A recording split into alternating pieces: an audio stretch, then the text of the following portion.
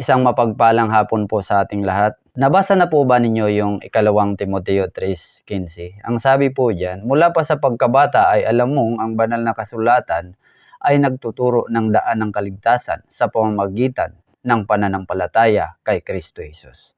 Baka matanong po ninyo kung paano ba maliligtas ang tao at ano ba yung paraan ng kaligtasan.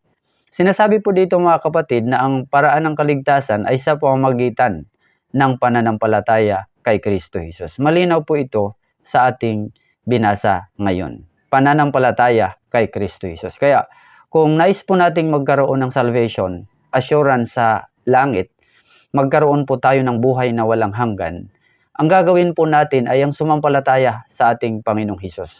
Tanggapin natin siya bilang ating Panginoon at tagapagligtas ng ating buhay. Ngayon, walang sinasabi ang Biblia na kapag sumampalataya ka kay Kristo ay mapahama ka. Kundi malinaw ang sinasabi ng Bible na kapag ikaw ay sumampalataya sa ating Panginoong Hesus ay hindi ka na mapapahama kundi magkaroon ng buhay na walang hanggan. Yan po ay mababasa naman sa Juan 3:16. Kaya mga kapatid at mga kaibigan, lumapit na po tayo sa ating Panginoong Hesus. Isuko natin ang ating mga buhay sa Kanya. Sumampalataya tayo sa Kanya ng buong puso. God bless po.